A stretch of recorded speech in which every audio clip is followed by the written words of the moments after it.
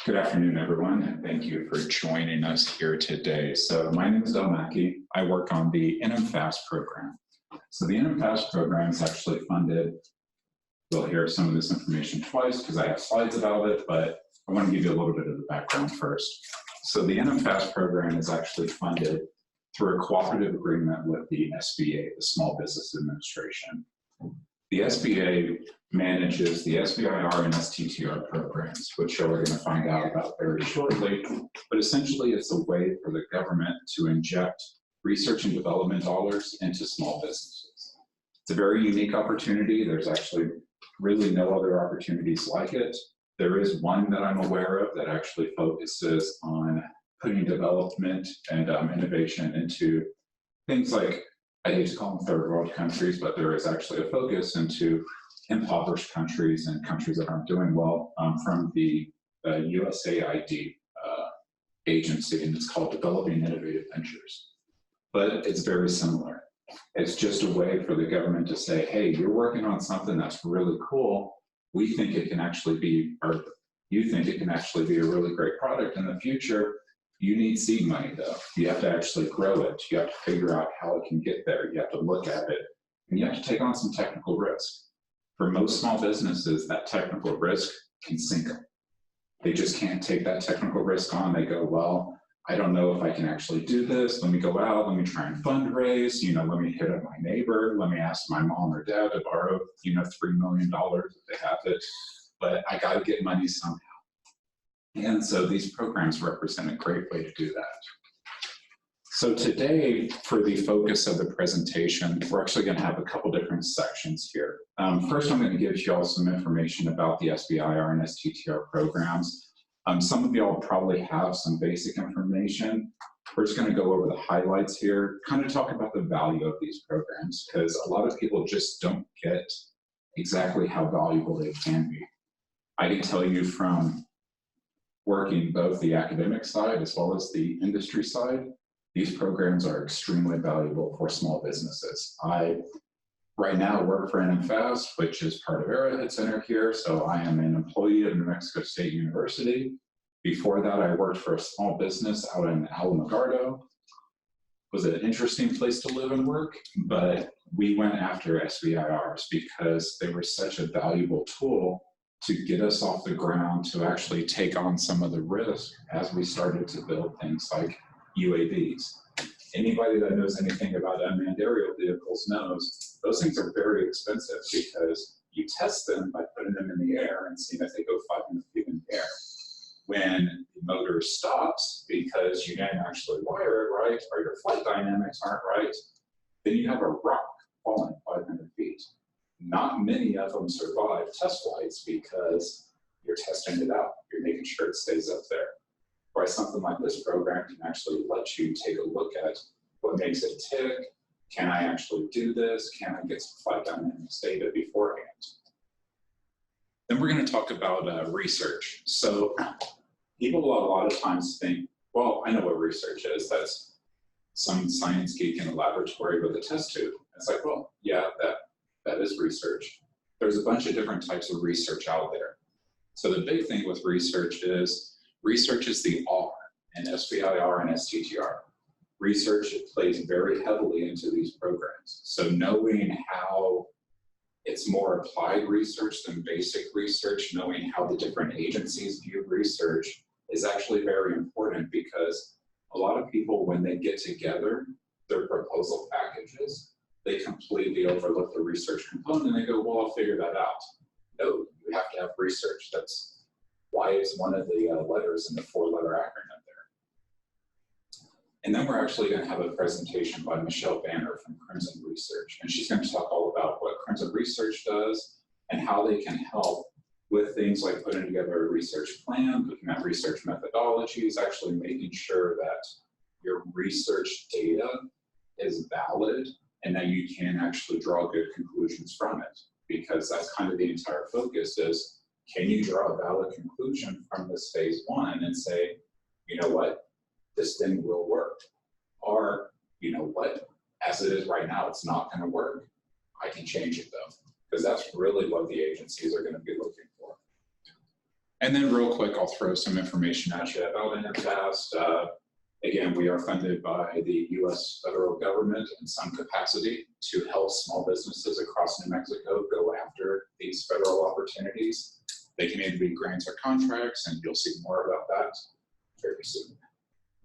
But I'm going to minimize this real quick here.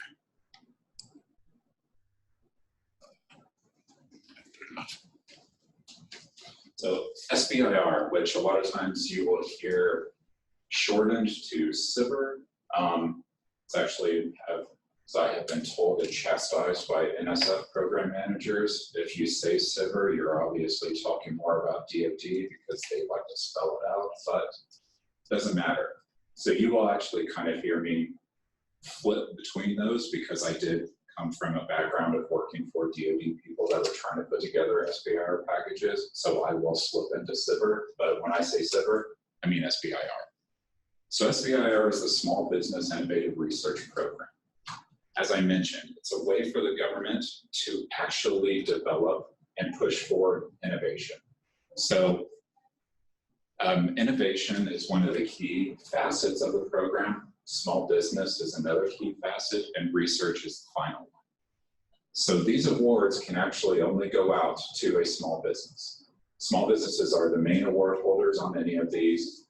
You can partner with federal research institutions. You can partner with any institution of higher education like NMSU, but the small business will always be the main awardee. Even with a subcontract, someone like NMSU can only take up to 33% of the award for the phase 1 or the phase 2 and actually do some work for the business. Everything is driven by the business. The business owns kind of the intellectual property. The business makes all the decisions. The institute is just a sub-award. They are essentially a partner for hire at that point. They're just doing some work. But the goals of the program are meet the federal R&D needs by providing research dollars to small businesses, so our R&D dollars. Increase private sector commercialization of innovations derived from federal R&D. This one's kind of important because anything that they're going to fund has to have commercial prospect.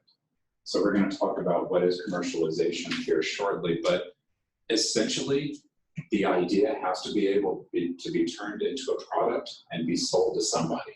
It doesn't mean that every Walmart across America is going to carry 14 end caps full of them, but there has to be somebody that will be willing to buy that product, whether it's the open market, whether it's a federal agency, whether it's even non-federal government organizations. So it's all about driving forward a product that you're going to be able to sell in the future. And that's kind of starts to get into the difference between research here when we talk about like basic research versus applied research.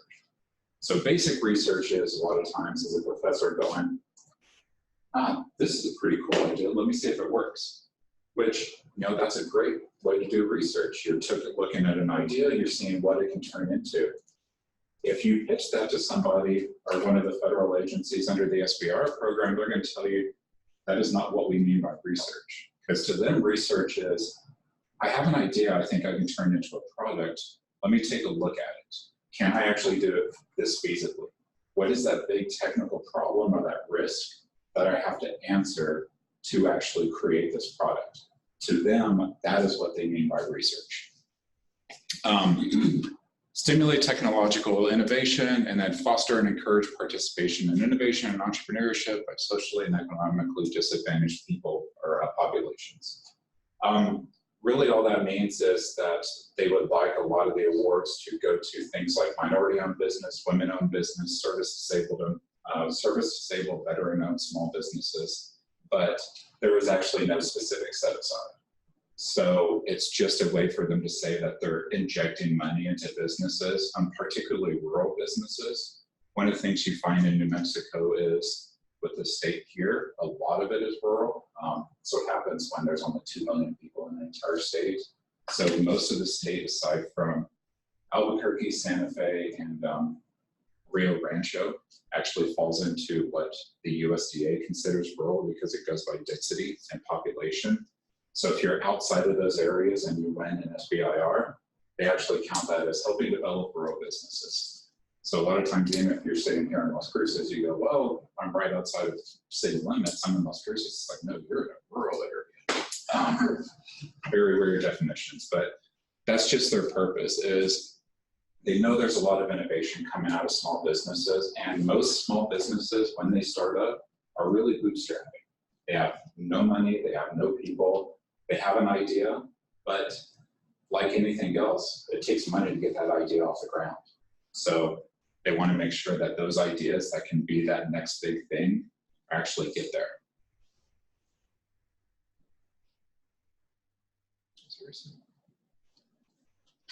So here's a quick overview of the program. Again, supports R&D. It's about a $2.5 billion annual set aside from the government. It's 3.2% of the extramural research budget for all agencies with a budget greater than $100 million per year. So extramural just means outside awards. So whenever NSF gives an award to one of their own researchers, that's considered intramural. That doesn't count. Whenever NSF gives an award to somebody like New Mexico State University and says, hey, you're doing this work for us in this research, that's called extramural because it's going outside of the government into somebody else's hands. The only reason this slide matters is, as you can see, over time, this program has grown. So it's more of the budget, it's actually more money, because they know that small businesses are growing, innovation is growing. It's going to take more money to get an idea off the ground. So with the SBIR and STTR programs, there are 12 agencies that participate. The reason we always have to do air quotes is one of the departments, Department of Commerce, actually splits it into two. So technically it's 11 agencies, 12 departments, doesn't matter, there's 12 agencies that participate. Out of that, 5 of them also participate in the STTR program, which requires you to work with a research institute. So that is one of the requirements. Under an SBIR, the business can do 100% of the work, get 100% of the money. Under the STTR program, they have to partner with a research institute in some capacity. And so research institutes are anybody that are receiving federal government dollars to do research. It counts higher ed, so someone like NMSU, New Mexico Tech, UNM. It's also federally funded labs, so like Lanel, Sandia, those are research institutes. And they're very weird non-federal labs. There's like a mining and geology lab out in somewhere that way, Denning or something like that. They actually count as a federal research institution for this program. So, but for the most part, it's going to be a university. There's a lot of them here in the state, or well, not a lot, but you'll work with quite a few of them. So the program is gated. It's a 3-phase program. Phase 1 is essentially 6 to 12 months of work for anywhere from 100,000 to 225,000. Actually, right lately it went up to 250 for some of the agencies. And that's really to look at the concept.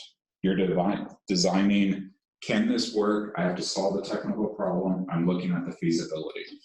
And the reason you see things like 100K to 250K in 6 to 12 months is, so again, there's 12 agencies that participate in the SBIR program.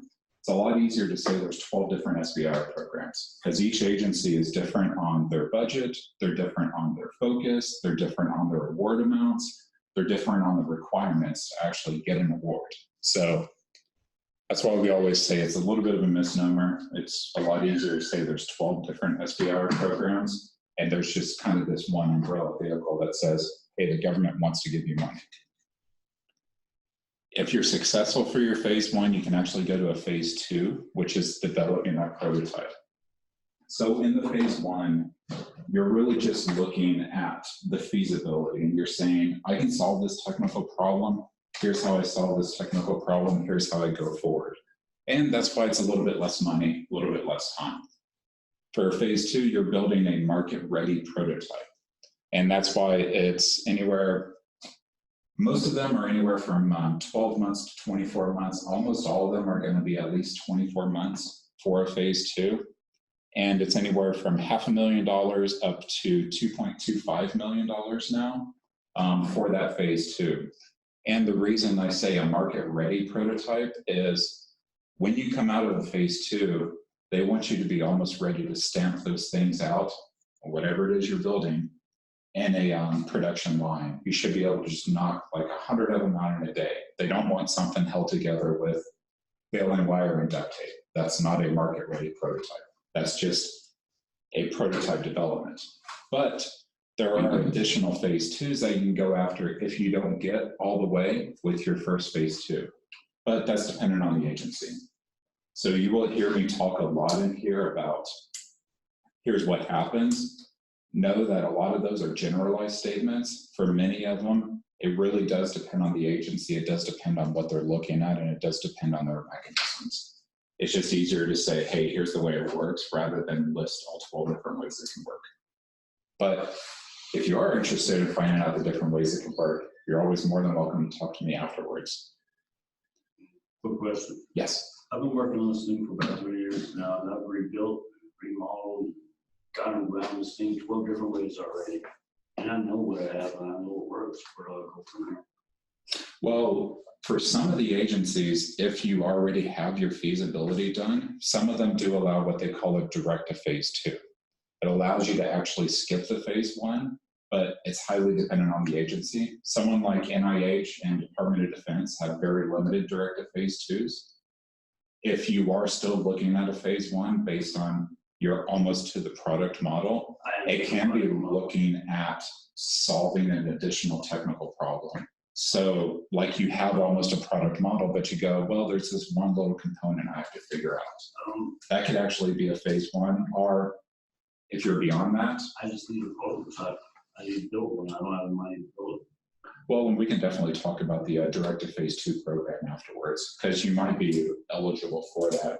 It's just there's very limited, it's not limited funding for those, but they're very limited in the amount they give out, because for a direct to phase 2, they want you to pretty much have already done all of the phase 1 work on your own and be able to show the results. Okay, well, I'd rather do it that way than just go ahead and work phase 1 and 2.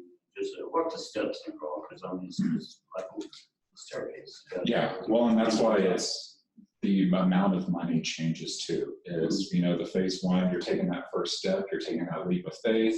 They provide a little bit of money. Phase 2, you have the idea, you know it'll work. They provide a little bit more money. And then phase 3 is a commercialization. There's very limited direct funding, but there's a lot of companion programs that can actually help you. Additional funding opportunities. Things like, depending on the agency, like a phase 2 extension, where you can actually do a little bit more development or look at some commercialization aspects of the prototype to get it to market. So when we talk about innovation, one of the big things I always like to tell people is it doesn't necessarily mean high tech. When we talk about innovation, people think like Star Trek. They are going to have to get their DeLorean up to 88 miles an hour and get the flux capacitor to fire off to go back in time. And it's like, well, yeah, that's innovation. But innovation is just doing something for less resources in a new way. Essentially, that's what innovation is. For instance, there are some low-tech opportunities out there. The Department of Defense about, I want to say 3 years ago, made an award to make comic books for PTSD patients. That actually came out of the SBIR program. Comic books are about as low-tech as you can get. Otherwise, they wouldn't have sold them for 10 cents back in the 50s. But because it allowed the PTSD patients to kind of tell their story, it allowed them to actually immerse themselves back in, well, this is the way I need to act. This is the way things happen. These are the things I have to actually get used to again. There was SBIR funding for it. So when we talk innovation, just because you may not be working on the newest technology or the thing that's going to blow everybody's socks off, doesn't necessarily mean that there's not funding available for it. Again, it can be a product, service, process, or workflow. Innovation comes in a bunch of different things. That's why we all like to say invention is a flower, innovation is a weed. Innovation pops up, it grows, but you have to nurture it. Commercialization. So again, commercial merit is one of the guiding principles of the program. You have to be able to sell it in some fashion. To the government, though, it doesn't matter who you're going to sell it to. It could be that, again, every Walmart in the country is going to carry these on an end cap. That's great. You're selling it on the commercial market. Or it could be that I found this opportunity through NASA. They want to buy 3 of these. That could be great. That could be commercialization. As long as it will turn into a product that somebody wants to buy at the end, that's all commercialization means in these programs. But increasingly, more agencies are actually focusing on commercial potential. It used to not be that big of a factor into most of the agencies aside from NSF, but a lot of the agencies now are underscoring how important commercialization is. You may not have to have an entirely laid out commercialization plan within your phase 1, but you have to know where you're going to go. You have to know who is your likely audience, who can actually buy this from you, who is going to be interested in this down the road. Particularly for someone like USDA, they want to know, how are you going to turn this into a product and who are you going to sell it to? Even out of phase 1, you have to always be thinking ahead, and you have to always be thinking that kind of 2 steps down the road. Don't just immediately say, okay, well, this is what I'm going to do without having a plan for the future, because that is part of the risk that you're undertaking. Okay, sorry to keep asking questions. No worries. What for products only focus towards, say, military and scientists? What do you do about that? Well, and it depends on the agency that you're going for. So there's 2 different types of agencies. There's granting agencies and contracting agencies. I think that'll be on the next slide or 2 slides from now. But for granting agencies are ones like NSF, NOAA, NIST, Department of Transport, a little bit of Department of Transportation. They're not interested in buying products. NSF is never going to buy what you create. However, agencies like Department of Defense and NASA are contracting agencies. They want to solve a problem. They have something that they need a solution for, and so they're going to be your customer. So when you're looking at someone like DoD, you kind of have a customer built in because they go, we have to solve this problem. This is something that we have to undertake. It's affecting, warfighters. We can't go out there. We can't get stuff done. They want to buy the solution, so they will be your customer. Okay, that's what I have. Okay. That's me, my business. Tim's customer services, warfare, political warriors, and scientists. Okay, yeah, and that would actually be out for the major public. I'm looking over 75,000 clients right now. Okay. Well, and that would be kind of one of the things to focus on is when you're looking at those opportunities is kind of also look at the difference between who it is. If they're a granting agency, you have to find your customer. If they're a contracting agency, you have your customer built in. Well, the server grants from the military and NASA. That's who's looking at, Well, and those are all contracting agencies. Without getting in trouble with people, but really, truly, that's who my customers are the wind warriors, along with the wind scientists that can't do with you right now. I've come away from you. So. Well, and for that one, you have your customer built into the process, and we'll talk more about that afterwards. I'm not going to speak nothing more than Oh, no worries.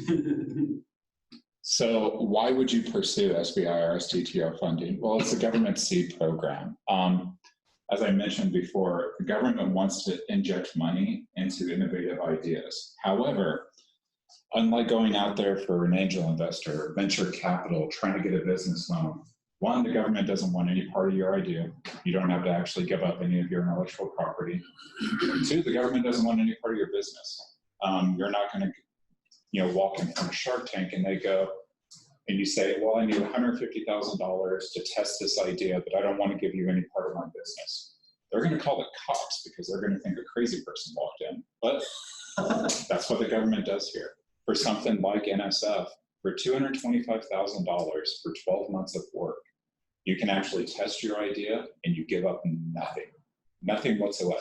It's time. But your time. And you have to pay for your time, which is something a lot of people forget to do. So it is a non-dilutive funding. Again, they don't take any portion of your business. It's not money you have to pay back. It's nothing that you have to actually, really there are no strings attached except for your time. You have to actually develop a proposal package. You have to actually talk to the agencies. You have to develop, your kind of customer relationship with them, because they are going to be a customer in one fashion. People often go, well, why are they giving me money for this? There has to be some return on investment for them. Well, there is. The return on investment for them is you build this product, you get successful, you sell more of the products out there, you hire more people. Well, that increases tax base. So there's more gross receipts tax that's coming in, more sales tax, more employment tax. It's more money that goes back into the government, but that's because you're successful. You've grown your business, you're selling, 1 million of these every year. To them, that is a return on investment. It's indirect return for them, not direct return. So you don't have to worry about that aspect. And a lot of people will notice some of these companies up there. Some of them are actually huge multi-billion-dollar multinational companies nowadays. Companies like Qualcomm, Symantec, and iRobot actually got their start through SBIR funding. So with Symantec, when you get all those annoying pop-ups about your antivirus, they got originally funded with SBIR money. That's how they are who they are today. And you never know, again, where innovation is going to come from. So as I mentioned, iRobot is funded, or got their start through SBIR funding. iRobot received 30 DoD awards between 2001 and 2009, totaling over $10 million. And people go, well, for what? That little vacuum cleaner that bumps into everything? Well, that's what they sell now. But what they sell now is based off of what they sold to the DoD, which are explosive ordnance disposal robots. So they got a contract with DoD to build EOD robots for the Department of Defense. They sold these EOD robots to the Department of Defense. They use that base technology to build that stupid little vacuum cleaner that everybody has, or that you can buy for $250 from Sharper Image. That is how you do commercialization. Because again, it doesn't have to be direct commercialization. You can go, okay, well, I have this idea, this is going to be the product. I'm going to build this for the consumer market. That's the entire purpose behind these. So by starting out with EOD robots and then making that ugly little hockey puck, they've won millions of dollars and they employ over 450 people now. So that's the way innovation works with these programs. So now, what is research? So everybody knows what research is. Research is just looking at something to see systematic investigation into and study of materials and sources in order to establish facts and reach new conclusions. That is very sterile because that is the textbook definition of research. So along with the textbook definition, you have the textbook picture. People think research, well, it's somebody in a lab looking at, under a microscope at test tubes. Well, yeah, that is research. You're looking at new ways to do things. You're looking at how you can, grow a new sample, whatever that portion is. Our research is actually journalistic research. You're looking at the information that's out there. You're actually collating it. You're making new educated guesses off of the data you can find. That is research. Other research is also this stuff. You're polling people. You're seeing, hey, is this something you're interested in? Is this something you'd be willing to do? What are your thoughts? What are your opinions? I need to be able to make some educated guesses off of this. So this is also research. But this is also research, product development. So you're looking at your roadmap. I have this idea. Can I turn it into a concept? Who's going to buy it? Can I make a prototype? Can I actually further develop it so that I can build it in the future? This is all research. And the reason I brought up the other types of research is those actually play into what you do for product development. So like the survey research, when you're looking out there and you're actually asking people, would you be interested in this? Is this something you need? Is this something you actually do? That's actually customer discovery. You're finding out their pain points. Do you have something that's actually going to make their life easier in the future? When you're looking at things like the scholastic journals, you're seeing if somebody has run into the same technical problem you have in the past and if they've solved it. If they have, the agency is going to tell you, well, there's this research out there and there's this data, there's these journal articles that say this can be done, we can't fund this. So you have to already know what's been done in your area whenever you're on this product roadmap. So really, what are the differences? Well, academically, research is just looking at a process and finding out all you can about it. Commercially, research is analyzing the business inputs and seeing if you can make a profit. So that gets into that weird delineation between basic research and applied research. Basic research is just kind of, while it's not allowed in programs, basic research is that idea of, here's something that's really cool. I don't know how it works. Let me figure out how it works. Applied research is actually taking that working prototype and making something out of it, going, here's something that's really cool. I don't know how it works, but I think I can make a product out of that in the future. That's kind of that injection of that product development roadmap that takes it from basic to applied research. And then everybody knows what basic research is. It's a scientific model. You have your problem, you make your hypothesis, you actually test, you refine, you validate models, you make a report, and then you communicate the results. Everybody that has ever done a science fair project knows this process backwards and forwards and how just utterly boring it is for a lot of stuff. And this is applied research. So it's, again, making that product roadmap, making that development roadmap going. I have this idea. I think it can be a product in the future, but there's this big technical problem I have to issue or I have to address. So there's this hurdle that I have to get over. I know if I can solve this, I can actually make a commercial product out of it in the future and I can sell it. So that is that kind of difference. Is it's all about what do you do to solve that problem that can equate to a product in the future. And just a quick comparison cycle between the basic design cycle here, the difference between what is things like basic research and how it comes out with a decision versus what is applied research and how it comes out with a decision. But again, when you look at the models are very similar. Just because you're doing applied research doesn't mean that you're not crossing over into basic research. Because even with basic research, you have the idea, you have the hypothesis, you're testing the results. With applied research, you have the idea, you have the hypothesis, you're testing results, but you're doing it for a different reason. You're not doing it just because it moves the bar of science forward. You're doing it because you want to make a product in the future. So kind of why do we talk about research with these? Well, as I mentioned at the very beginning, the R in SBIR and STTR stands for research. It's kind of that burning question that you have to address. Everywhere within these RFPs for these proposal packages, they will say research. It's research, research and development. And so that's always the focus is, it's always about the R&D aspect. It's never just about research by itself. It's research for a purpose, which is to develop a product. But with the research, is it just research about the building the product, or we have to research about the marketing and commercialization also? That'll actually be one of the things is, so with the SBIR and STTR programs, you do have to kind of research your commercial market. Things like NSF Core are really great for that. So one of the things that under the SBIR and STTR programs, there's going to be no direct funding for you to go out there and do your commercialization research because they consider that marketing. They don't pay for marketing, but a number of the agencies have what they call, it's some different stripe. It might be CRP and maybe CCRP, but it's really about going out there and doing that research about the commercialization. And there's funding available for that because they know that they can't just put this money in front of a business and say, okay, we'll do your testing, build your prototype, now run your business. And most of them went, well, I just spent the last 3 years doing this project for you. I haven't been able to grow my business. And so they provide companion funding for stuff like that. But yeah, you have to know who's your market, who you're going to sell to. And there's really great data out there.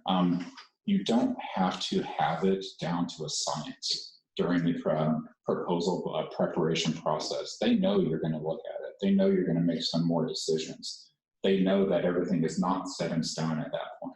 But you just have to have a path forward, because that's always the biggest thing for them is if you can show that there's a path forward, if you can show that you may not be able to solve the issue right now, but you know it'll be a problem in the future, and you're going to research it and you're going to see how to solve it. Most of them, that's good enough for them, because you're recognizing that there are these hurdles out there that have to get over. As long as you recognize it, you don't have to have all the answers. That's why they provide you funding, just figure those answers out. Can I make a comment? Yeah. My experience with SBIR is that you really need to have an industrial partner that is interested in your product. I think if you have, because I got declined once because I didn't have that industrial partner. And that was a comment from the reviewer that where is the market for this? Yeah. So you have to find an industrial partner that says, look, there is, I can market this product. Well, and that's actually a really great point, because a lot of the agencies now, and we'll get into it a little bit more when I talk about what NMFAS does, but a lot of the agencies now want you to have a letter of commitment or a letter of support whenever you make that submission. So having a letter of support from an industrial partner that says, this is the idea they're coming up with, this is the product, I want this product in the future. Those can sway a lot of different agencies. For someone like NSF or USDA, they make it a point that letters of support are invaluable to them. Whereas someone like Department of Homeland Security, they're not really big on the support from industry as much as like NSF and USDA are. Right, this was from NSF. Yeah. Right. Without letters of support with NSF, like that, it's going to be an uphill battle. Right. So yeah, again, you're trying to answer that burning question, but really it's just, these provide funding for the commercialization of new products and services. So that's how you're answering that research is, you're going out there, you're looking at these new ideas, you're looking at these new models, and you're saying, I can do this, I just need to figure it out. Well, that's what the phase one is providing, is funding to figure it out. And then why do people do research for business? Well, it leads to natural progression of innovation. You're looking at your future growth. It allows you to know how you need to set yourself up. Where are your market opportunities? Where are things like your industrial partners who can actually help you move into new markets? That's really what research is all about when it comes from a business standpoint, is you're always looking for that new height that you can reach and that new goal. That is research. And then I know Michelle's going to talk about some of this, so I'll just run real quickly, but this just talks about kind of that agency view about what research is. So really it's just like with your work plan, what are you going to do? What are the objectives? What are your milestones? How are you going to get there? It's very similar to how you would do like a project plan if you're from the business world, or a research model if you're from the academic world. There is so much overlap between those that it's not even funny, because it's the same basic steps between them. And these are what those agencies look for, is how are you going to move forward? How are you going to solve your problem? What is that going to lead to? Where are you going to go with that? How are you going to grow? Can I get a pen out of that? Yeah, I'm actually going to, we will send out the slides, and this is being recorded, so it'll go up on YouTube. So we'll send out the slides and we'll send out the link to people afterwards, but I'll make sure that everybody gets a copy of all these slides. So really summary, what is your research and development? Just how are you going to turn your idea into a product? What is your research question? When you're looking at it from an SBIR standpoint, it's what is the technical issue you have to address? What's that thing that's keeping you from building it yourself? That's your technical problem. So that's your research question. What are your validations? It's just how are you going to test the feasibility? How are you going to weigh your data? Just really, what are the risks to your project? So weighing your data just means I'm going to look at this. I know that this is more important than this. Well, why is it more important? What does that lead to? That's just what you kind of have to write around. Excuse me. And then how will you conduct experimentation? Again, what are your objectives, action items, outcomes, and timelines? Excuse me, is there any things like framework for the application or for research? There is. We'll actually talk about that a little bit more when we get to the stuff about what NMFAS does, because with all of these agencies, they have a very specific format that you follow for a proposal. And FAST actually has taken the time to develop a lot of templates because we've gone through and pulled all the information that's important, dropped it into what do you need to know, how do you go about it. And there are templates out there, but it's going to be a little work to fill one out. But that's what Michelle's going to kind of talk about as well. Let me ask you a question before she starts. My interest in SBIR right now is to really get a grant from NSF to invite some top-notch people, like 15 people, 10 from US and 5 from overseas, to Las Cruces for a 2-day workshop so that we can brainstorm on a special topic that nobody is doing too much around the world. And I wonder if SBIR is the venue for that, or I know that NSF has a special grant for arranging conferences. But I wonder if SBIR has that. No, but I can actually get you some information about some of the companion programs that could actually possibly fund that. Great. Because I do know about some of those, like the Wonderful. iResearch and it's not a iCore, but an iSite proposals and grant opportunities that could pay for stuff like that. Okay, thank you. Well, hi. Thanks for being here today. The fact that you're in the room today makes me very happy because it means you're taking this seriously and you realize that research is a part of this and you need to know more about it.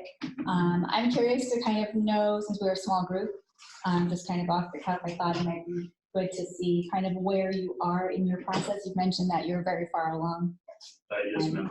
I'm actually started out with Technology Venture Corporation, what's going on. Actually, when I came about all this is really totally by accident. You know, a lot of the jobs I've done have been OSHA affiliated, and I've always been known as good mechanic, troubleshooter, and welder. That's who I am. That's what I do. You know, I was taught by some of the best mechanics I've ever met in my life. They're extremely smart, especially on how to build something. But anyways, when I found out about all this, I actually hitchhiked from Portales, New Mexico to Albuquerque, still made it in 4.5 hours for my first meeting. So I was going to be there for 2 days and I'll be there for 6 months. And I have been working on this thing nonstop since 2016. Putting on paper, putting in my head, playing with models here and there, you know, just not using the retro sets. You know, I'm an 80s kid, and that's what we had to play with, you know. But God, really, truly, God's blessed me with a lot of knowledge, and you know, I was really and truly, I know I have something good here, and I'm very confident that I'm not nervous at all. I'm ready for this. I'm going to get this one put out there. Okay. Definitely, I'm full of words out there. That's what it's all about. Great. Okay. Thank you. Do you want to tell us a little bit about what part of us, what stage in the process you might be in, if you just at the idea stage, or if you've already done some testing? Or... Yeah, I just have the idea.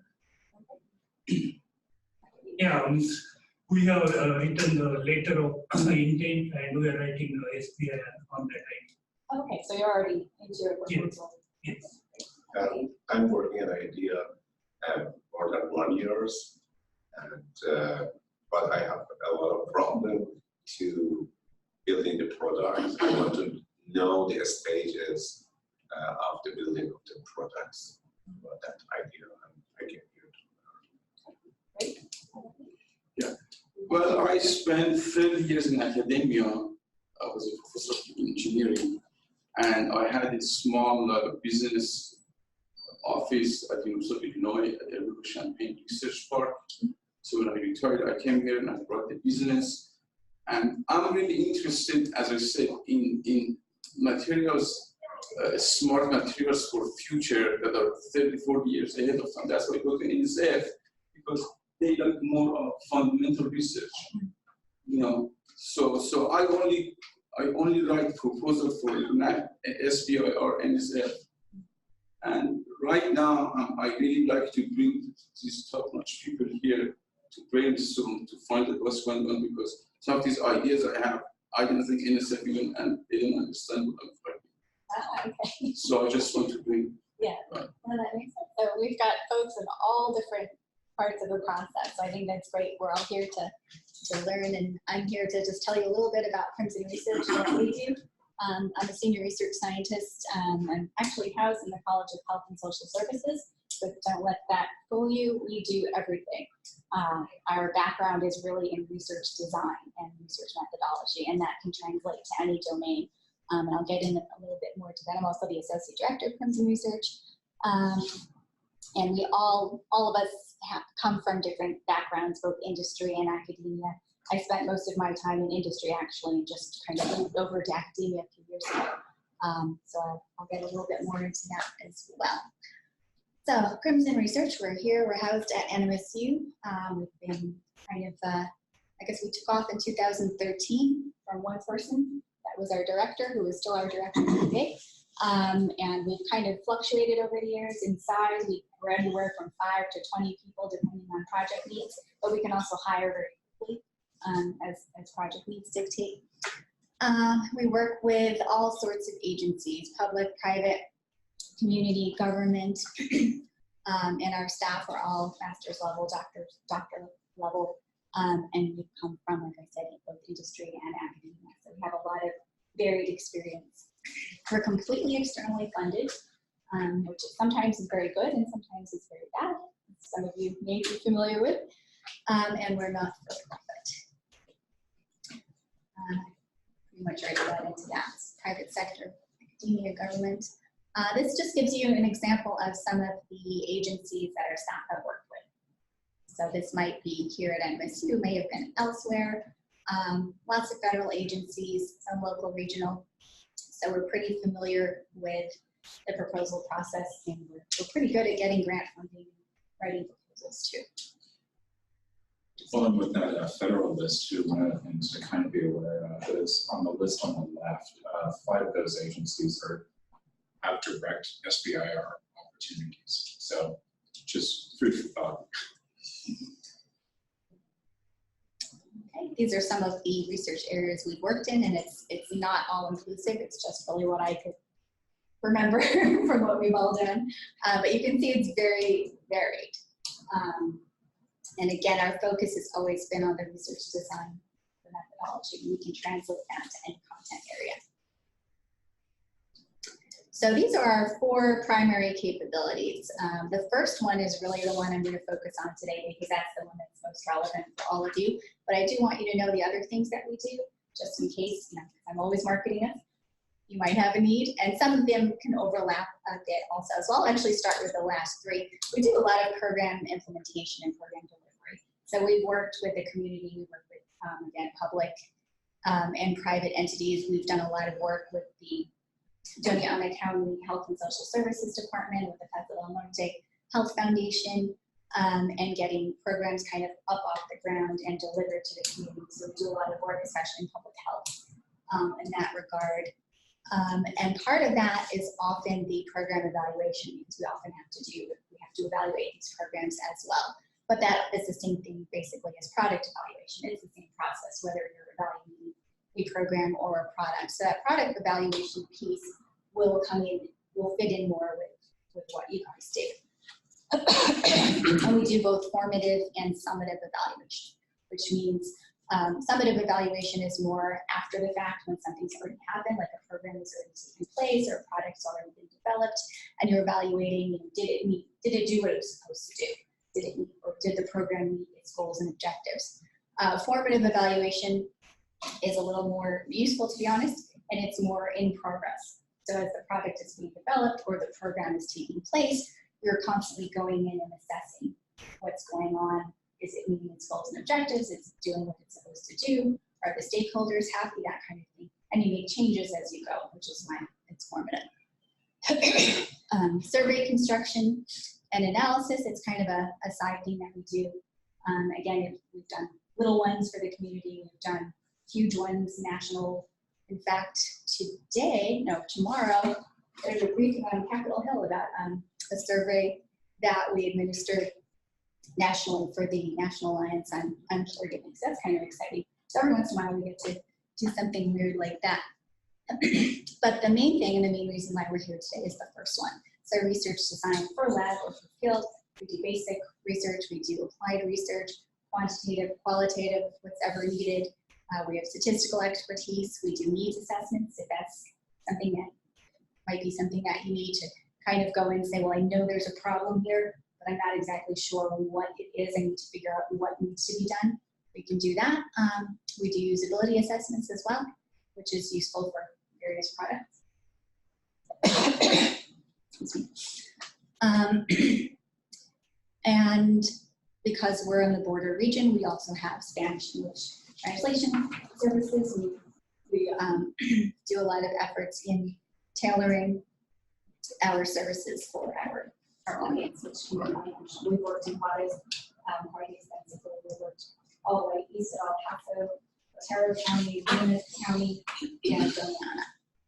So one of the things that I learned at the University of Research Park was that there were a lot of students. So they were professional staff, attorneys and professors and marketing people, that they actually help the students to connect with the people who are interested in the product. That's number one. And number two, they really helped them with the proposal because they wanted to succeed. You know, so I don't know if that's part of the stuff that you guys do here. Or Sometimes, yeah, we do work with students. Right now we have 2 graduates. do you help them to write a proposal? Because a lot of those people, they actually were students. Right. You know, undergraduate students, because we have an entrepreneurship engineering program. And these people, they help these students to succeed and bring SBIR phase 1 program. And there were lots of. That would be great, yeah. We are not at the moment, I would say. We haven't always worked with students. They kind of come and go. And that would be, I think, more on the academic side. I'm not actually I'm on the grant side, but I'm not on the academic side. So I personally don't work too much with students. Our director does. No, I'm just wondering, so because this is the primary capabilities of the research part here. So do you guys help a small businesses write successful SBIR proposals or not?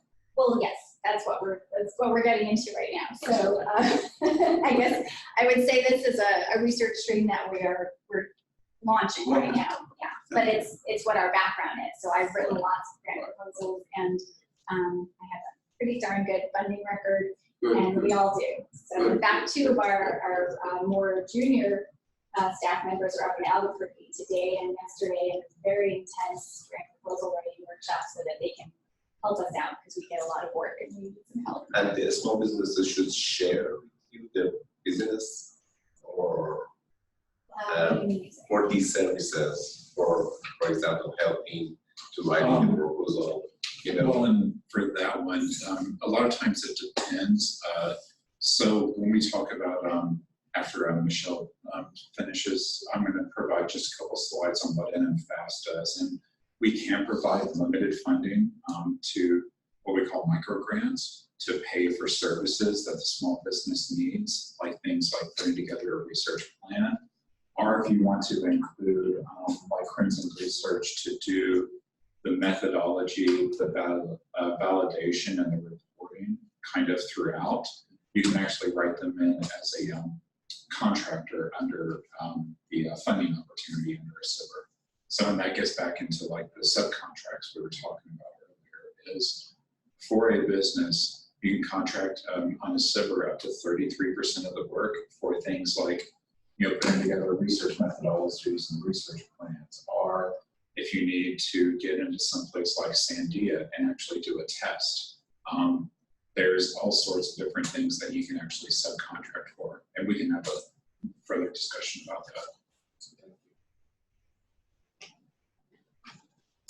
that. These are, I guess I would call them ancillary or secondary services that are directly specific to something that you guys might need.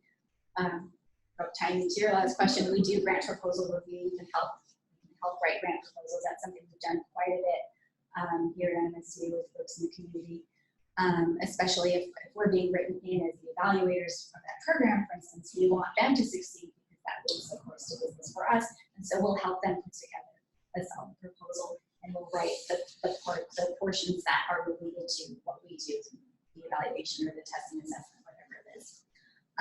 Technical reporting related to the research outcomes, we can help with that as well. And this is a really important point for those of you who are going on to phase 2, who are putting in phase 2 proposal.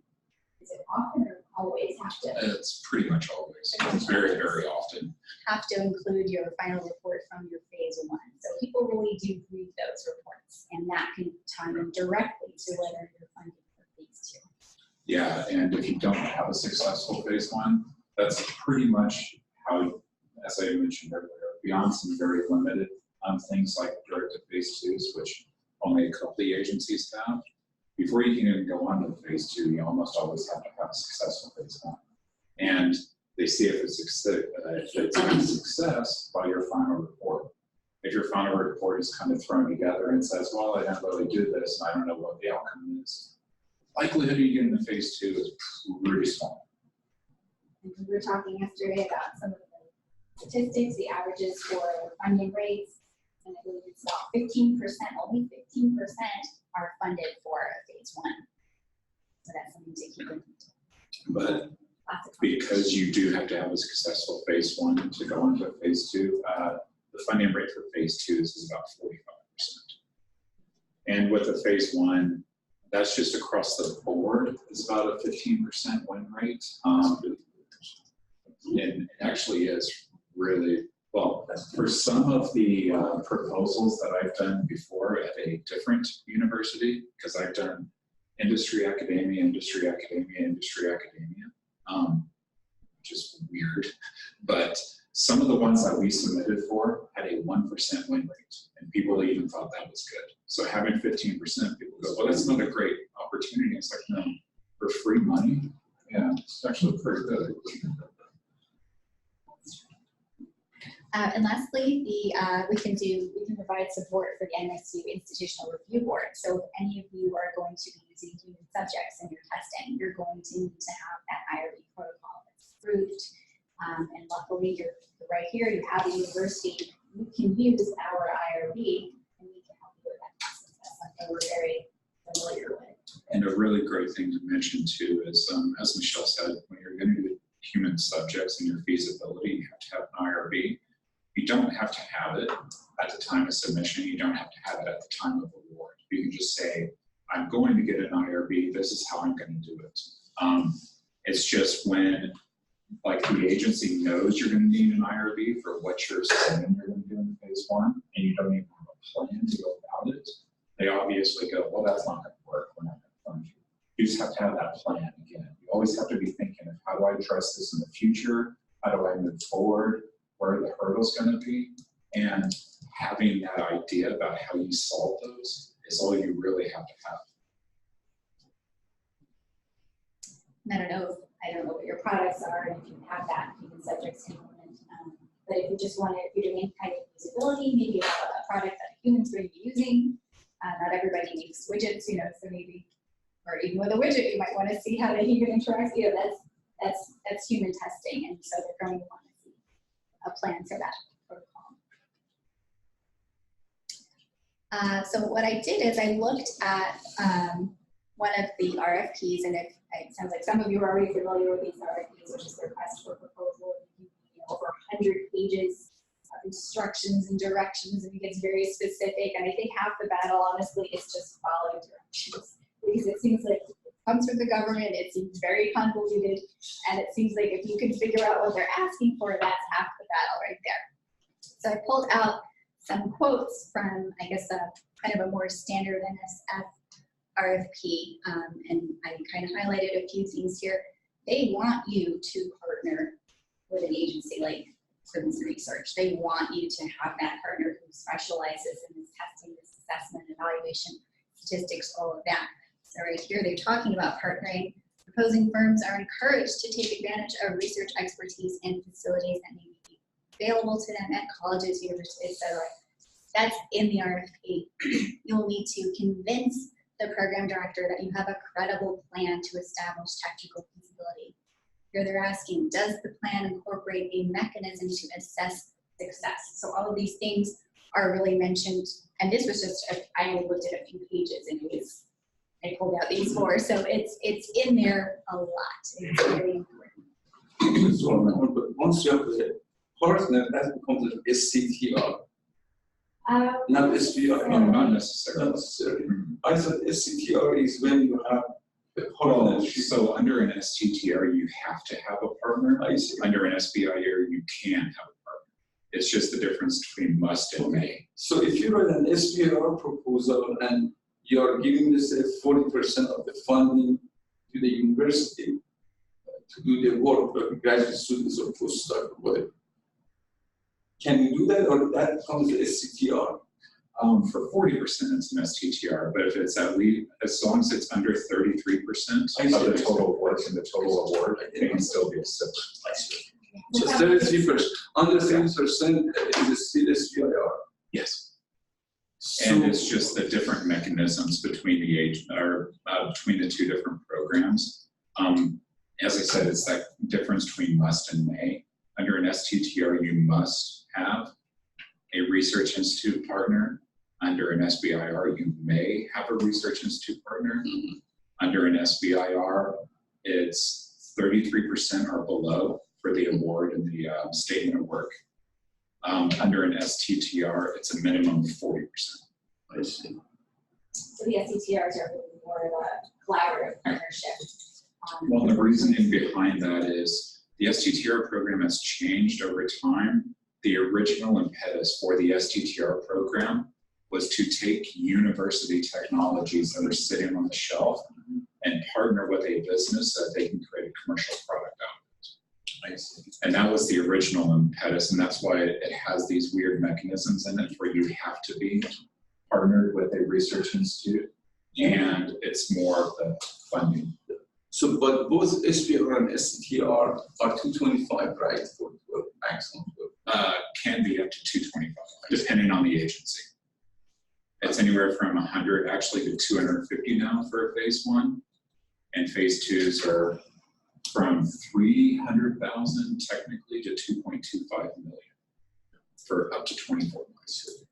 So if you're less than 33% of the dollar, you still can run SBIR. Yeah, it'll have to be an SBIR if you're 33% or lower. And we don't charge that much. So Okay. we fit neatly into that category. If I were to partner up with, say, National Defense, you know, with this thing that I have, I'd have to be there to build it, because only I know how it's put together. So I could tell somebody how to do it, but they will never get to their head. Well, really what we So, would I do mean, is, can I do that? I mean, can I be there? oh, in their yeah, people? we're not the builders. We would not provide the people to build your product. So what we would do is guide you through your research plan.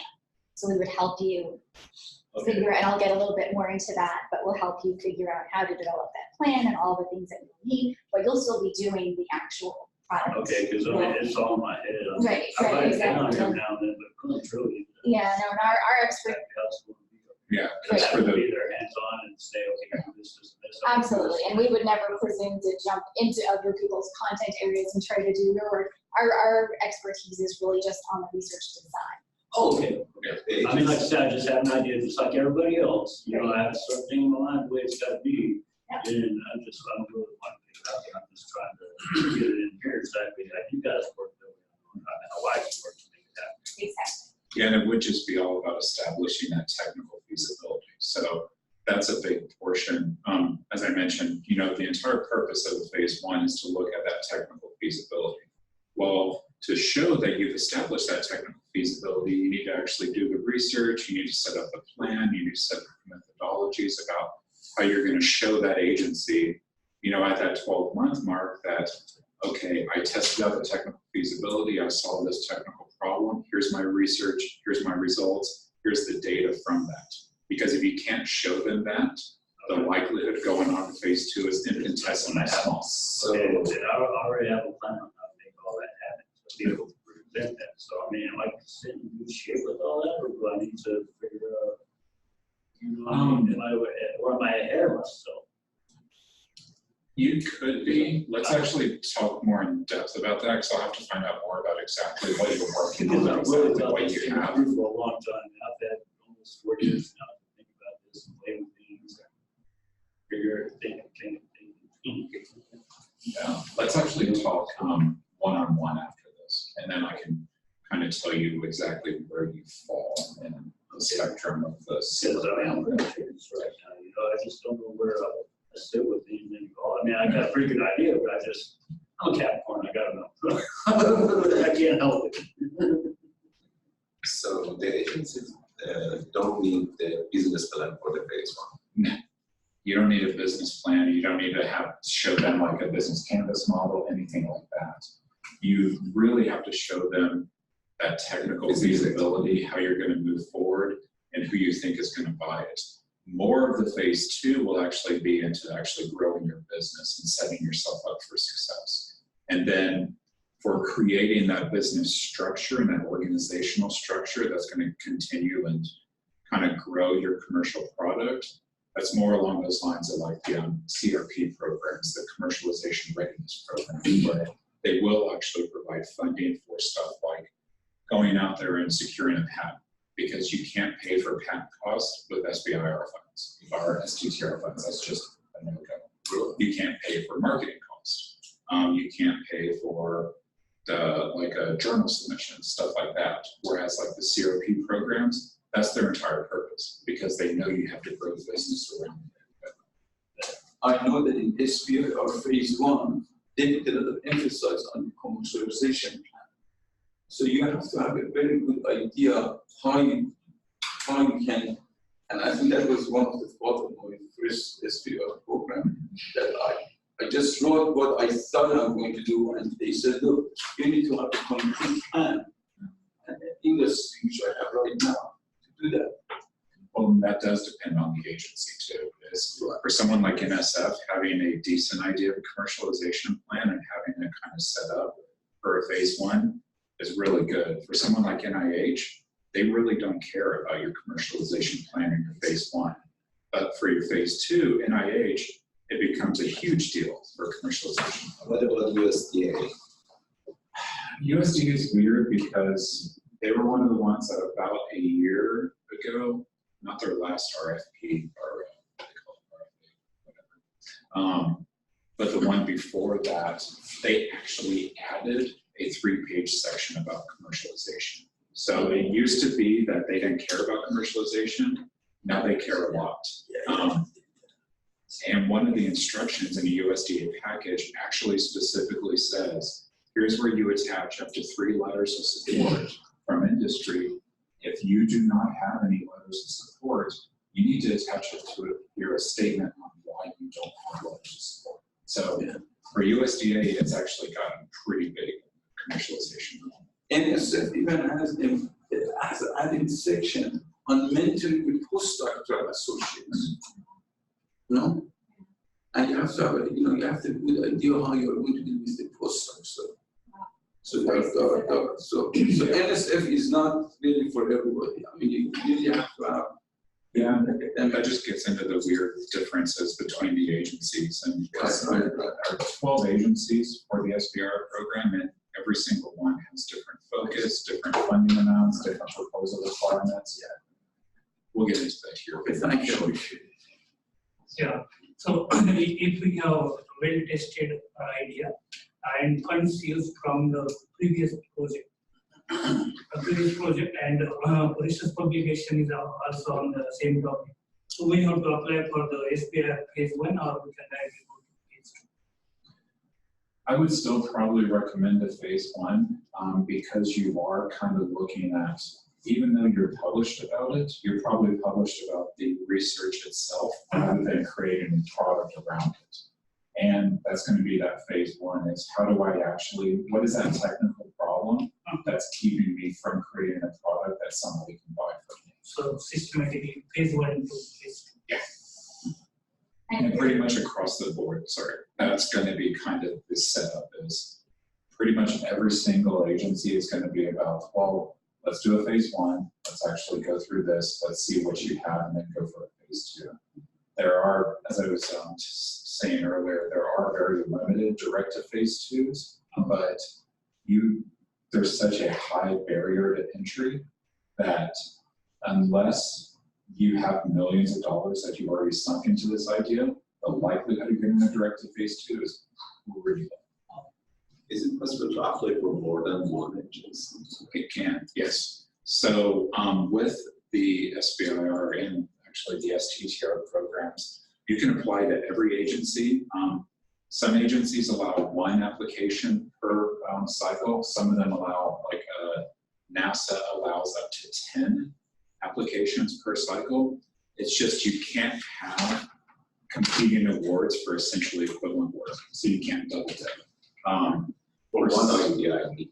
Yeah, for someone like say you have an idea and you know that it's something that NSF would be interested in, Department of Defense would be interested in, and NASA would be interested in. You can actually shop that same idea around. You just can't have an award to do the same work from all three of them. So once you get the award, you have to let the other ones know that, hey, I got this award. But that's for essentially equivalent work. If you're looking at a different technical issue, you're looking at feasibility of something else, you can have multiple awards from different agencies at the same time. It just can't be for almost exactly the same thing because they consider that double dipping. I don't recommend doing it because you will get found out, you will get audited, and the likelihood of going to jail is pretty high. So, yeah, you don't want to rip off the government. Well, I just want to comment to the people that the Department of Energy, DOE, and actually the Phase Zero program. They give you money for a couple of months and they help you to write Phase 1 program. Yeah, and most of the agencies have something similar like what we call the TABA, Technical Assistance and Business Assistance Program. That can help you create your Phase 1 proposal, but we'll get into that more in a little bit here. But that's amazing because they give you money and they help you to write proposals. They want you to succeed, really. But the point is, does NSF have such a thing? DOE, because they have contact with DOE, but DOE has their Phase 0. NIH under the National Cancer Institute has something very similar. NSF doesn't really have anything like that. DOD, DOT, DHS, really nobody else. They kind of just say, well, get something to us and we'll evaluate it. But that's where the NMFAS program comes into, so I'll talk about that more. great, very good. Thank you. So this is really the meat and potatoes of what we do. I think this slide right here, and it answers some of the questions that you've had today. So we would be written into your Phase 1 proposal as a sub-awardee, and that would be to guide you through the planning of your research design, your methodology, how you're going to do your data collection, all of that. So first we want to determine the best way to answer your technical question, whatever that may be. For some of you, it might just be getting a new idea off the ground. For some of you, it sounds like you've already done a lot of testing, and you might just have one little thing that needs to be tweaked that needs an assistance with. So we want to help you develop a solid research design that is executable, it's manageable. You can determine causality, and that's a really important distinction that they're going to want to see, this difference between causality and just correlation. So if you've developed your product, we'll call it A, and it has an effect on something which is B, you want to be able to demonstrate with solid testing that A caused B, not just A happened and then B happened, and then you're not sure, well, did my product bring about that change, or was it just a coincidence, a correlation? So you really need to have a solid design and a solid statistical analysis to make that determination. You want your data collection procedures to be standardized. You're probably going to be testing again and again and again, and you want to make sure you do it the same way every time, so you're comparing apples to apples. You're going to need to show that as well. You want your data output to be manageable. One thing I see a lot is people want to collect everything under the sun. Let's look at this, let's look at this, we'll collect this, we'll collect this. And then when the data come in, you're completely overwhelmed. How do we analyze this? So we'll help you kind of rein that in and keep you focused on the items of interest. You also need to make sure you have enough data, sufficient amount of data, so that you can have enough statistical power to come to your valid conclusion. So all of these are leading down to one thing. You want your conclusions to be valid and based in the data, and you can show that, because the reviewers at these agencies are going to be very, reputable researchers. They know what they're doing. They're going to look at your research and they'll be able to tell right away if it was done well or not. Oh, I thought I had more. That's it. Any questions and a little widget cartoon? Because the bottom line is we don't make widgets, but we can make sure that your widgets are top notch. Well, I'm going to run through a couple of quick slides here. But I think that's is it a fee for all of this help for? There is, unfortunately, yeah. We're entirely grant funded, so all of our funding comes externally. Okay. So to review proposals and that kind of things, what was the cost to the small business actually? It really would depend on your idea and how far along you are and what point in that. So you're talking about SBIR phase 1. Right. Well, you mean just for general proposal review or? Right. or Proposal review or and research? and if somebody needs help to connect to get a letter of support from from Santa Fe or something like that. That kind of thing. Well, generally, evaluation services come in around 15 to 20%, but again, that would really 15-20% be of of the total award. the budget. But that's more for a program evaluation, which is probably going to be a lot more comprehensive than a 5 And to that's before or after. What happens if you don't get the grant? Just pay the money, right? So if you write a $200,000 It's for after. Oh, it's after, I see. Okay, Yeah, that's we don't charge it up front, that would be. okay, so you can include the cost in the proposal. Yes, exactly. So you As would. an you would write indirect this- cost or something like that. Sub-awardee, it depends on the agency. Yeah. Sometimes it's indirect, sometimes it's not indirect. It would just be a Those ways, support. yeah. But for the think about matching you with like letters of support from industry or doing review. So that's where FAST comes into. So as I mentioned at the top, we're funded by the SBA to actually help small businesses go after SBIR proposals and then kind of put together a compelling, complete one. There are 24 winners across the U.S. All you have to know is that we are part of New Mexico State University. We're actually out of the Arrowhead Center here. My office is about 20 feet that way. But we are set up to provide as much assistance as possible to the small businesses for free. So we do things like put together compliance matrices. So for every one of the departments and every one of the agencies, we have things like a compliance matrix, a checklist, and a template. Just so you go, okay, well, I know that I have to have this information in here. How does it need to be in there? What do I do? We provide free review services. We'll actually look at either proposals in whole, we'll look at them in sections, and we'll actually make some comments on them, provide some guidance, and say, well, you know, what you talk about here, you're actually not answering towards the RFP. They request this piece of information. Think about presenting it this way. And then we do things like set up a monthly newsletter. The newsletter, which you'll see is actually quite long. We provide a bunch of agency updates. We have YouTube videos where there's a FAST team member that actually talks about all the different agencies, what they fund, some of their requirements, some of their proposal packages, things like registration requirements. I say a team member because they're all on me. There's about 130 videos up there just listening to me talk. I don't recommend watching them all because I can't even stand to hear my own self-talk. But we give you as much information as we can. We provide you as many tools and resources as we can, and we put as much information into your hands as we can. The only thing we don't do is we don't create proposal content for you.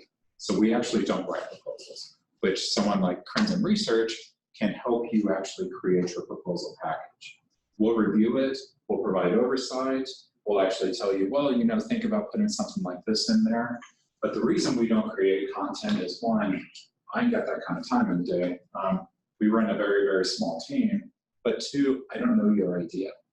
You are the expert behind your idea. You're the expert about why your idea is going to work. You're the expert about why you need funding to create a product. You're the expert about what's the product going to be. So how do you check that visibility of that idea?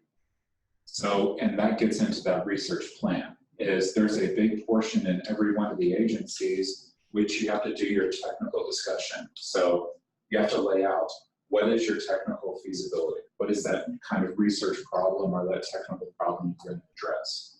How are you going to address it? Kind of what are your objectives? What are your milestones? They always recommend throwing something in there like a Gantt chart. And as Michelle said, that's something that Crimson Research can actually help you with. They can help you kind of design that research plan, look at those methodologies, look at how you're gathering data, look at how the data needs to be presented.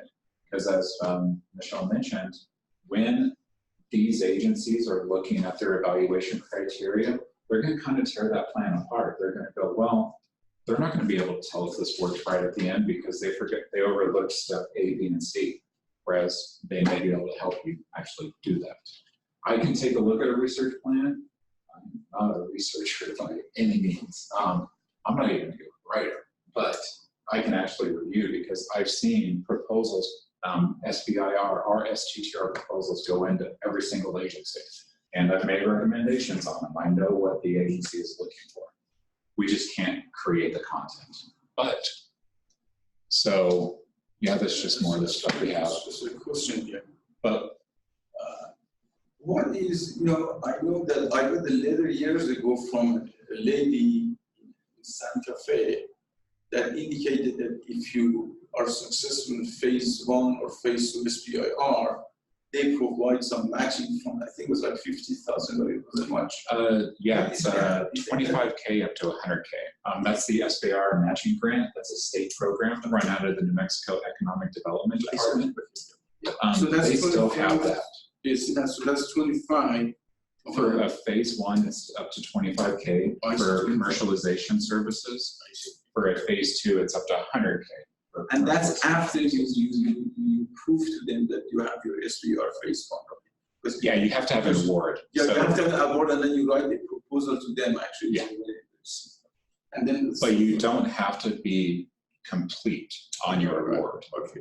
You actually can just have your award letter in hand. Right. And then make the request for the matching grant. We have information about that in our newsletter, actually, that's featured. So I'm working on phase 200 up to 100K for phase 2. Mm-hmm. Thank you.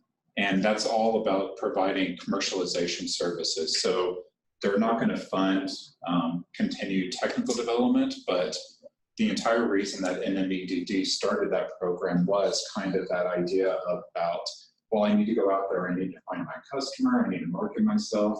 It's for stuff that the SBIR programs won't fund. So even for patent protection, you can use that matching grant fund to do stuff like that. And that's just because I've actually spoken with Mariah about that. Mariah Tomar is. Yeah, that's it. Yeah. So just as Department of Energy has a phase 0, we have very limited funding available for what we call micro grants that can actually pay for a service provider to provide you with something, whether it's actually Crimson Research to do research review and kind of cross-checking, or whether that's I need to be matched with a CPA because I have to put together a budget. I don't know how to create an indirect rate. Or if it's about doing technical edit and review, we have an entire list of service providers we've worked with. The thing about the micro grants is it can pay for up to $2,000 worth of service, but you don't have to negotiate that. We already have agreements with contractors that they can provide this type of service, this is what they charge, and we pay them directly.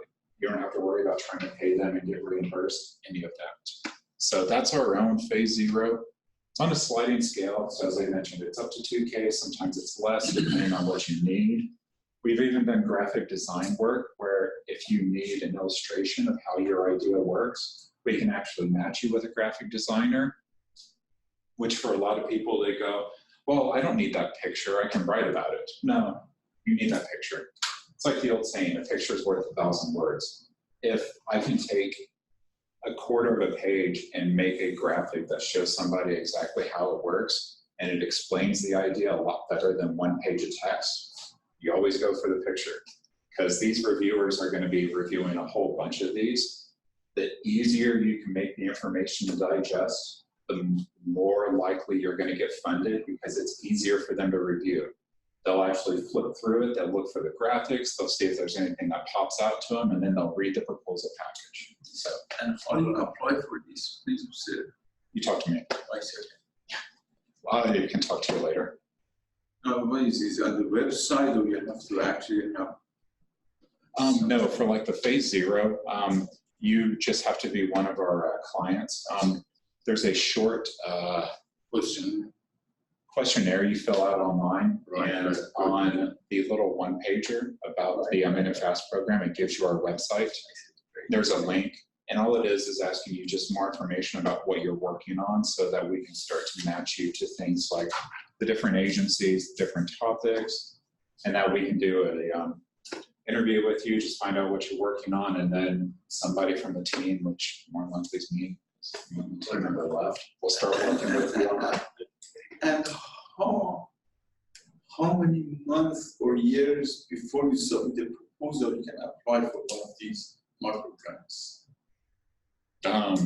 That's totally up to you. I see. Just as long as you're getting a proposal together and we think that it has a chance of winning. Right. So that's the thing, is that you let us know what kind of service you want and what you're doing. And then we look at what you're writing and go, and it's kind of internal where we go, the likelihood of you being funded is low, the likelihood of you being funded is high, because this is actually a program that is paid for by the SBA, so it can't be like frivolous with money. We have to make smart decisions based on what people are working on. Right. But they don't pay for travel and stuff, no? They do for conference registration, but I don't see any travel. Well, and that includes travel. So yeah, if you want to do something like go to the SBIR Fall Symposium or Fall Summit, which is usually somewhere on the West Coast or in Austin, we can actually provide you with travel funding for stuff like that. That's good. I don't know about the drawings, like points or whatever. You know, actually paid somebody to draw something out for me, and he, well, can't get my money. So I drew it out on napkin. Well, I mean, that's just goes to show, I think yeah. it's pretty simple contact. Well, and that's the thing, is just as long as you can represent it somehow in the proposal package, Oh, yeah. that is just going to be so key when the reviewer looks at it. Well, at that point, you scan it in and drop it into a document, right? I'm just saying, well, not the napkin, but you know what? Yeah. Yeah. But I that's, mean, I'm just saying, it's that simple, but put it on a napkin at lunch. well, and as long as people can read it and they can understand it, that's really all you need. Yeah. You know, it's definitely that. And it, as I said, it's kind of huge when the reviewers are looking at them, because if they can't tell what you're talking about through words, but you can show them in a picture, it's worth as much as any other work you've done on the proposal package. When you submit a proposal, how long does it take to get the answer of that reject? It depends actually on the agency itself. Most of them actually have a schedule. So with something like NSF, the first, well, for most of them, the first about 30 days is called administrative review. They actually look at, did you complete all the instructions? Did you actually format it the way it's supposed to? Do you have all the signatures you need? If you don't, they immediately kick it back to you as returned without review. Never do that, because that means the 100 to 120 hours you spend on the proposal package mean diddly squat, because nobody's going to look at it. I've had that happen. That sucks. Don't ever do that. But that's why we have things like our compliance matrices and templates and checklists. Typically, that's about a 30-day process, and then about the next 60 to 90 days, they'll actually do the internal review. They'll actually get an external review board together if they're a peer-reviewed agency, and you'll get notice more than likely somewhere about 3 to 4 months after your submission. With the programs, you'll almost always definitely start working within 6 months after your submission, if you're successful. And then even with the agencies, how they pay you depends. Someone like DoD, you get paid in arrears. So a lot of times it'll be a 30-day cycle of payment, sending out payments, a 30-day billing cycle, and then like a 2-week payment cycle. So if you can't carry cost for roughly 60 days, DoD is going to be tough. Whereas someone like NSF, a lot of times they'll actually just make an award to you, and it sits there in whatever bank account you signed up with through SAM. It depends on the agency. I can actually provide you more information depending on who you're looking for once you fill out the quick application online there. It takes about 5 minutes. And so really, we just want to know what your innovation is so I can start looking at the agencies. Before the submission of the proposal, is there any service for patenting the idea in your? Not that we provide. That's something that there is some state funding for, like what they call the innovation vouchers. The innovation vouchers program is changing. I can't tell you how it's changing because it's still in flux. The way it used to work was they'll provide you with up to $2,000 to do, whatever it is that's going to help grow your business. I know some people have actually paid for it for patent on cost, but I don't know what it's changing to now. Mariah hasn't made the final determination on that, but there is some funding available. Like from our program, though, we don't pay for patent costs because it gets into a weird conflict with stuff, and also because NMSU can actually help patent. If you're an NMSU professor, I recommend going to NMSU and filling out an IDF, which is an invention disclosure form, which I can talk to you about because I'm also part of the IP and tech transfer team. But there are mechanisms where if you're part of NMSU, there can be some protection that NMSU can leverage for you. You guys help with the SAM and PAM, because all of these government agencies, you have to go through SAM, PAM, research plan, and you guys do that's really painful. For me, it's very painful. So you guys do those things. we actually have a couple of videos online that show where to go, but the Procurement Technical Assistance Centers, PTACs, PTAC has an office in the next door, not the next building, 2 buildings over. And you can actually sit down with them and do those registrations, because you have to have your DUNS, you have to have your SAM. And DUNS is going to be changing here in the near future, but whatever the replacement is, you're gonna have that, you're gonna have to have a SAM, you're gonna have to have an SBC control ID, which you get through SBIR.gov, but they can actually sit down with you one-on-one and do those registrations. How about submitting the proposal? Because for NSF, that's really a painful exercise. Yeah. Because you have to put them on PDF and then send them separately. I don't know other agencies, but I only deal with NSF. Well, for most of the other agencies, they actually do have their online submission portal. For NSF, you're talking about Fastlane. Fastlane's terrible. It's Right. It's very, very bad piece of software. But so we can actually help you submit. There is a video where I navigate through every single screen of Fastlane and tell you what needs to go in there on our YouTube channel. It's about a 15-minute video. It's very boring. So if somebody gives you the whole proposal in PDF, can you guys submit it? No, we cannot submit those, but we can sit over your shoulder and make sure it gets submitted right. We just can't do the submission because of SBA regulations. But I'll sit over your shoulder and I'll make sure that it happens well. It's a painful exercise dealing with government. And so that brings us to one of the last things is every now and then we run what we call SBIR accelerators, where there are a multi-week course where we go through specific things. We have a general accelerator coming up where we kind of work with you, talk about what you're working on, help you refine your model a little bit, look at all the different agencies. It's totally free to be in the accelerator. You just have to submit an application, which I don't know why I left the link off of there, but you can actually email me. I'll make sure to leave some business cards and I'll get that link to you. And then we also run focused accelerators. We've done ones in the past for things like Department of Defense, where over a 10-week period, we sit down with you, we show you exactly what to do, everything you have to create. We go over it with you kind of week by week. And at the very end, the last exercise is We open up a GoToMeeting session. I sit over your shoulder and make sure that a proposal gets submitted.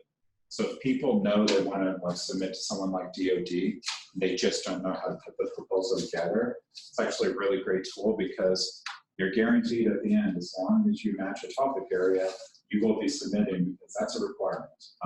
I sit there and I watch you submit and go, no, that error means this, you need to do this. Because as was just mentioned, a lot of these proposal submission sites are very counterintuitive. They don't have a lot of great information out there, but I've seen most of the errors, so I can usually figure it out. But that's kind of it from us. I want to thank Michelle for taking time out of her schedule to come over here and talk about why research is important. Again, what they provide is very valuable for kind of structuring that technical plan and that research plan that has to go in there for a phase one. You can apply for assistance at this web link here, and I'll make sure when I send this out that that'll actually hyperlink so that you can click on the link in the slides. But that's all about NMFAS, that's all about the SBIR program, and that's why research plays such a key role in these programs.